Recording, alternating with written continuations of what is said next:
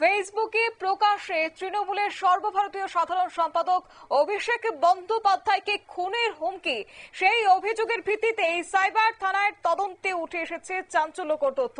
মুর্শিদাবাদের দমকলের আমিনাবাদের বাসিন্দা সরিচুর শেখকে অবশেষে অম্বালা থেকে গ্রেফতার করেছে পুলিশ। পুলিশ সূত্রে জানা গেছে যে গত 24 আগস্ট সাইবার থানায় একটি লিখিত অভিযোগ দায়ের করা হয়।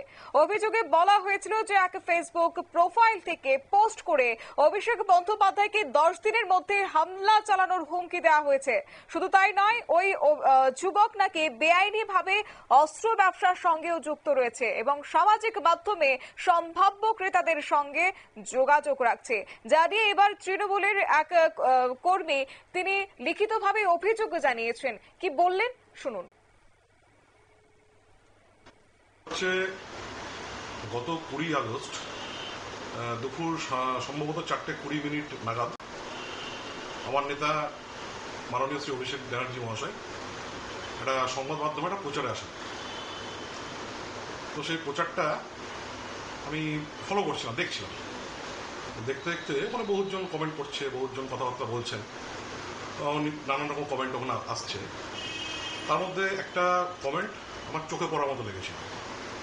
সেই কমেন্টটা আমি যতদূর জানি বা আমার যতটা মাথায় আছে, 10 दिन के अंदर तेरे को समझाना पड़ेगा, नहीं तो तेरे घर पे आके फायर कर दूंगा, बस समझ लेना।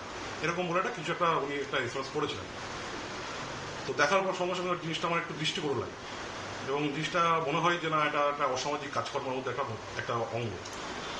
আমি সঙ্গে সঙ্গে তার প্রোফাইলটাতে আমি অবশ্যই এই অভিযোগের ভিত্তিতে তদন্তে নামে সাইবার থানা। সাইবার টিম প্রোফাইলটির হদিশ পেয়ে মালিক হিসেবে সরিচুর শেখের নাম জানতে পারে এবং পরে মুর্শিদাবাদ জেলা পুলিশের উদ্যোগে হরিয়ানা পুলিশের সহযোগিতায় তাকে আম্বালা থেকে গ্রেপ্তার করে বুধবার বহরমপুর নিয়ে আসা হয়। তদন্তকারী অফিসারদের দাবি হচ্ছে প্রাথমিক জেরা চলাকালে সরিচুর সে নিজেই স্বীকার করেছে এবং 7 দিনের পুলিশি হেফাজত চেয়ে বৃহস্পতিবার তাকে আদালতে সোপর্দ করা হবে বলে জানিয়েছে পুলিশ।